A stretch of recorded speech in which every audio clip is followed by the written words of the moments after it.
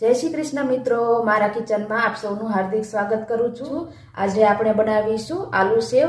एकदम बजार करता पण टेस्टी अने चोखी आलू सेव तमे घरे आसानीथी बनावी शको छो अने मारा मापथी बनावशो तो एकदम परफेक्ट बनशे अने बजार करता पण चोखी अने टेस्टी बनशे। तो विडियो पसंद आवे तो विडियो ने लाइक करी चेनल ने सब्सक्राइब करजो अने तमारा फ्रेंड्स अने फेमिली ग्रुप में शेर करवा न भूलता नहीं। अने विडियो केवो लाग्यो ए कमेंट बॉक्स में जरूरथी जणावजो। અને તમે જોઈ શકો છો કે એકદમ બજાર કરતાં પણ ટેસ્ટી એવી આપણી આલુ સેવ બની છે, એકદમ ક્રિસ્પી બને છે। તો તમે આ રેસીપી ઘરે એકવાર જરૂરથી ટ્રાય કરજો।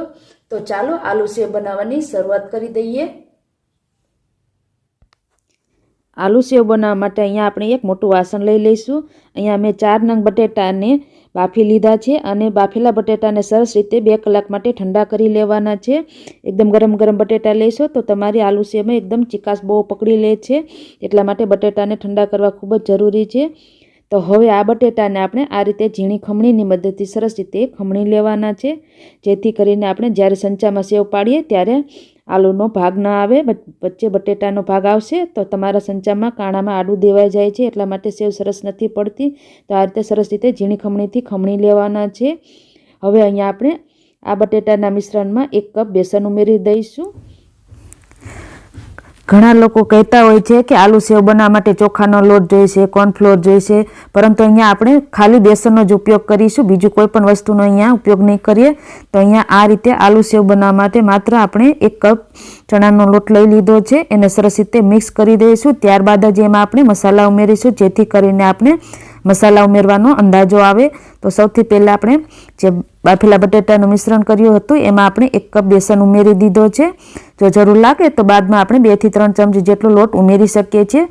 અહીંયા આપણે લોટનું પ્રમાણ ઓછું જ રાખવાનું છે, જેથી કરીને બટેટાનો ટેસ્ટ સરસ આવે। ઘણા લોકો વધારે પડતો બેસન ઉમેરી દેતા હોય છે તો બાદમાં એ બેસનની સેવ જેવો ટેસ્ટ આવે છે, તો એટલા માટે આપણે શરૂઆતમાં માપમાં જ લોટ ઉમેરવાનો છે। હવે એમાં આપણે સ્વાદ અનુસાર મીઠું, થોડું આપણે સંચળ ઉમેરીશું અને અહીંયા આપણે અડધી ચમચી જેટલો મરી પાવડર ઉમેરીશું। અત્યારે શરૂઆતમાં આપણે થોડો જ ઉમેરીશું, જો બાદમાં તમને જરૂર લાગે તો ઉપરથી પણ ઉમેરી શકો છો। તો અત્યારે આપણે થોડો ઉમેરીશું, અડધી ચમચી જેટલો। હવે એને સરસ રીતે મિક્સ કરી દઈશું। ઘણા લોકો આમાં હળદર અને લાલ મરચું પાવડર પણ ઉમેરતા હોય છે, પરંતુ એનાથી આપણી સેવ એકદમ લાલ થઈ જતી હોય છે, તો એના માટે અહીંયા આપણે હળદર કે લાલ મરચું પાવડરનો બિલકુલ ઉપયોગ નથી કરવાનો, માત્ર અહીંયા મીઠું, સંચળ અને મરી પાવડરનો જ ઉપયોગ કરીશું। તો લોટને સરસ રીતે મિક્સ કરી દઈશું અને સરસ રીતે આપણે લોટને સરસ રીતે બેસનમાં મિક્સ થઈ જાય અને બધા જે આપણે મસાલા ઉમેરે છે એ પણ સરસ રીતે મિક્સ થઈ જાય। જો તમને જરૂર લાગે તો 2 ચમચી જેટલો લોટ તમે ઉમેરી શકો છો। અહીંયા થોડું મને ઢીલું લાગે છે તો 2 ચમચી જેટલો બેસન ફરીથી ઉમેરી દઈશ। વધારે પડતો અહીંયા આપણે બેસનનો ઉપયોગ નથી કરવાનો, જેથી કરીને આપણા જે આલુનો ટેસ્ટ છે પરફેક્ટ રીતે જળવાઈ રહે। વધારે પડતો બેસન ઉમેરશો તો આપણને બેસનની સેવ જેવો ટેસ્ટ આવશે, એટલા માટે જરૂર લાગે અને આલુને બાઇન્ડિંગની જરૂર પડે એટલો જ આપણે અહીંયા બેસન ઉમેરવાનો છે। તો અહીંયા આપણે આલુ સેવ બનાવવા માટેનું સરસ રીતનું મિશ્રણ બનીને તૈયાર થઈ ગયું છે। તો હવે એમાં આપણે જે ગરમ તેલ કરવા માટે મૂક્યું છે એમાંથી આપણે 1 ચમચી જેટલું તેલ ઉમેરીશું। આ રીતે તેલ ઉમેર્યા બાદ આપણે 1 મિનિટ માટે સરસ રીતે આ રીતે મિશ્રણને મિક્સ કરી દઈશું, જેથી કરીને આપણું આ મિશ્રણ એકદમ ફ્લફી બની જાય અને આપણી આલુ સેવ એકદમ પરફેક્ટ બને। તમે જોઈ શકો છો સરસ રીતે આપણું આ મિશ્રણ એકદમ ફ્લફી બની ગયું છે અને જાળીદાર બની ગયું છે। તો આ રીતનું આપણે મિશ્રણ બનાવવાનું છે। આ રીતનું મિશ્રણ બનાવીને તમે આલુ સેવ બનાવશો તો તમારી આલુ સેવ એકદમ પરફેક્ટ બજાર જેવી જ બનશે અને બજારને પણ ભૂલી જાવ એવી બનશે। તો હવે અહીંયા આપણે જે સંચો આવે છે એને તેલથી ગ્રીસ કરી લઈશું, જેથી કરીને આપણું મિશ્રણ સંચામાં ચોટે નહીં। તો અહીંયા જે ઝીણી સેવ પાડવાનો સંચો આવે છે, જાળી આવે છે એ જ લેવાની છે। તો એને તેલથી ગ્રીસ કરી લીધું છે, તો એને આપણે સેટ કરી દઈશું અને એમાં આપણે મિશ્રણને ભરી લઈશું। આ રીતે ચમચાની મદદથી સરસ રીતે આપણે મિશ્રણને ભરી લેવાનું છે, વધારે પડતું દબાવીને નથી ભરવાનું, જેટલું સમય એટલું ભરીને આપણે સંચાને સેટ કરી લઈશું। અહીંયા આ સેવ પાડવા માટે ધીમાથી મીડિયમ ગેસ ઉપર જ આ સેવને ફ્રાય કરવાની છે। તેલ આપણું સરસ રીતે ગરમ થઈ જાય પછી ત્યારબાદ આપણે એને સેવ પાડવાની શરૂઆત કરી દઈશું। તેલ આપણું સરસ રીતે ગરમ થઈ ગયું છે, તો હવે એમાં આપણે સેવ પાડી લઈશું।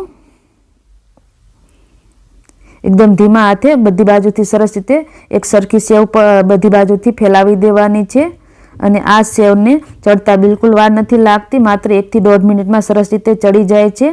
અને આ સેવને ધીમાથી મીડિયમ ગેસ ઉપર જ ફ્રાય કરવાની છે. તમે વધારે હાઈ ફ્લેમ ઉપર ફ્રાય કરશો તો તમારી સેવ લાલ થઈ જશે, એટલા માટે આ વાતનું ખાસ ધ્યાન રાખવું. અને ઝારાની મદદથી આપણે બધી બાજુથી સરસ રીતે આ રીતે દબાવતા જઈશું અને એક સાઈડ થઈ જાય એટલે આપણે બીજી સાઈડ પલટાવી દઈશું. અને બંને બાજુથી સરસ રીતે ક્રિસ્પી થઈ જાય ત્યાં સુધી આ સેવને ફ્રાય કરી લેવાની છે. જો તમે થોડી વધારે વાર રહેવા દેશો તો તમારી સેવ લાલ થઈ જશે, તો એ વાતનું ખાસ ધ્યાન રાખવાનું છે. તો હવે આપણે આ સેવ બનીને તૈયાર થઈ ગઈ છે. થોડો આ રીતનો ભૂકો થઈ જાય તો કોઈ ટેન્શનની વાત નથી, એને પણ કાઢી લઈશું. અને આવી જ રીતે આપણે બીજી સેવ પણ પાડીને તૈયાર કરી લેવાની છે. તમે જોઈ શકો છો કે જે રીતે બજારમાં મળતી હોય છે એ જ રીતની આપણી આ આલુ સેવ બનીને તૈયાર થઈ ગઈ છે. અહીંયા આપણી એકદમ બજાર કરતાં પણ ટેસ્ટી આલુ સેવ બનીને તૈયાર થઈ ગઈ છે. તમે જોઈ શકો છો કે એકદમ ક્રિસ્પી બની છે, એકદમ ક્રિસ્પી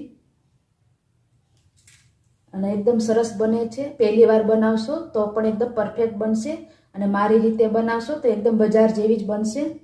તો આપણી બધી સેવ બનીને તૈયાર થઈ ગઈ છે. તો હવે એને આપણે થોડો ભૂકો કરી લઈશું અને એમાં આપણે મસાલો ઉમેરીશું. તો આપણે બધી સેવનો આપણે આ રીતે થોડો ભૂકો કરી લઈશું.